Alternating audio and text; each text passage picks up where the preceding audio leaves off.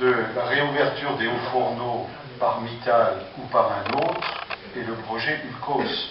Le projet ULCOS est un élément, et vous avez raison de dire, qui se mettra en place dans 2 ou 3 ans, ça c'est clair, mais c'est un produit qui dit, une fois réalisé, ça veut dire qu'il y a un intérêt économique à faire retourner la bécane de Florange, que ce soit par Mittal ou par un autre, mais il ne faut surtout pas rester les 2 pieds dans le même sabot aujourd'hui.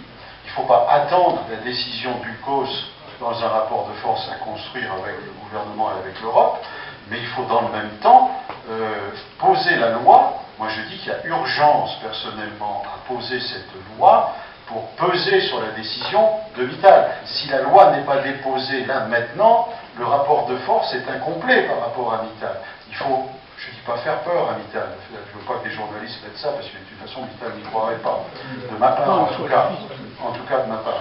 Mais, qu'est-ce que tu dis toi Roger? Je dis, ils disent pas ce que tu dis. Je parle pas anglais, alors c'est pour ça, j'ai aucune chance d'être en taille. On va s'y mettre, Jean-Pierre. C'est ça. Donc je dis que la loi qui porte en quelque sorte appropriation collective de l'outil doit être déposée maintenant parce que c'est un élément du rapport de force qui peut faire bouger les lignes. Il serait temps, hein. Tout à fait, on est bien d'accord. Alors, merci, mesdames, messieurs. Moi, je suis venue vous voir il y a à peu près 3 mois d'ici. On était en période de campagne présidentielle. Où il y avait une ambiance qui était très électrique, où j'ai été beaucoup attaquée, où vous me demandiez de soutenir cette fameuse proposition de loi qui vous a été promise par le président à l'époque candidat, aujourd'hui élu, qui n'a toujours pas déposé. On vous l'avait promise pour le mois de juillet. On est le 19 juillet, il n'y a rien. J'ai interrogé M. Montebourg hier soir en commission des affaires économiques, un blanc total concernant cette proposition de loi. Donc je pense qu'il y a un premier sujet sur lequel vous devriez vous battre. Quand vous dites qu'il y a urgence, je suis d'accord avec vous. Il y a une urgence absolue à réagir, et je pense que cette urgence, encore une fois, passe par le projet ULCOS. Contrairement à ce que vous avez pu dire, je rejoins Patrick Weiten, je rejoins Jean-Pierre Masseret et Roger, on ne sauvera notre sidérurgie qu'en obtenant ce projet ULCOS, qui est absolument indispensable. Hier soir, j'ai interrogé M. Montebourg sur ses positions et sur ce qu'il comptait faire pour notre sidérurgie et pour ULCOS. Il m'expliquait que nous avions passé l'étape technique, donc que le projet avait été retenu 8e, et que maintenant nous étions dans le tour politique, c'est-à-dire que ce sont aux politiques aujourd'hui de faire le lobbying indispensable à Bruxelles pour défendre ce projet et pour qu'il soit classé. Je pense que ce que nous devons faire, et là j'en parle à Michel, c'est avoir une mobilisation des 577 députés de l'Assemblée nationale de soutien à ce projet COS. Michel peut s'occuper de sa majorité et je me chargerai de l'opposition. Je pense qu'on doit avoir une mobilisation très forte parce que ce n'est que ce rapport de force qui nous fera gagner. Très sincèrement, il faut arrêter de s'opposer. Il n'y a qu'en travaillant tous dans le même sens qu'on va arriver à faire avancer les choses.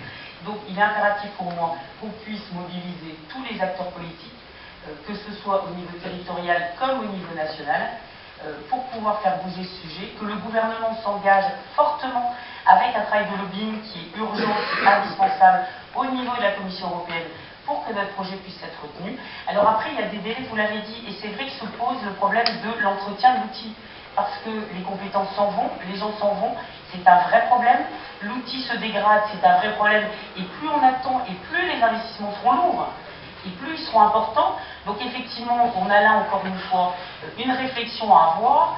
Le repreneur, très sincèrement, il faut le trouver.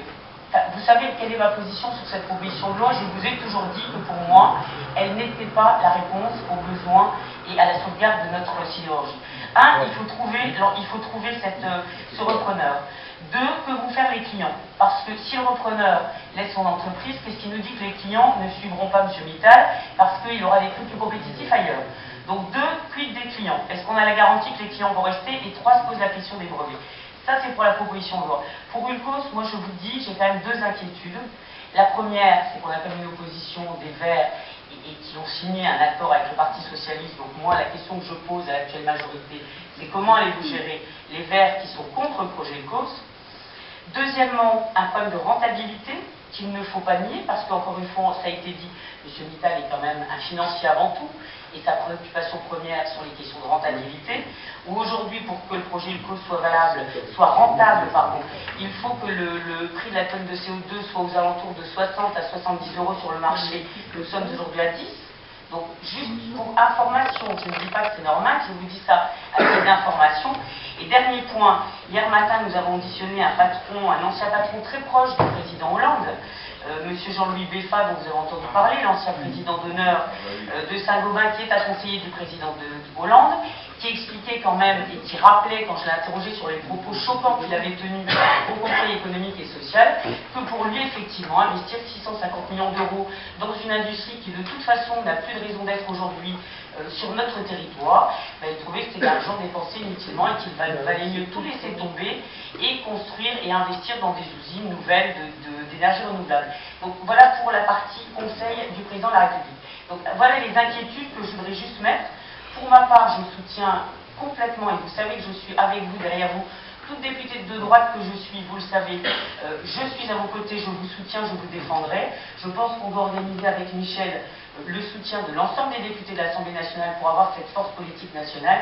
Et évidemment, moi j'attends du gouvernement qu'il tienne les promesses qu'il vous a faites en venant ici, et que vous avez tous bien en tête encore le soir de l'élection. Je vous vois les uns et les autres hurler en disant nous sommes sauvés. Eh bien j'espère que nous sommes sauvés vraiment. Merci.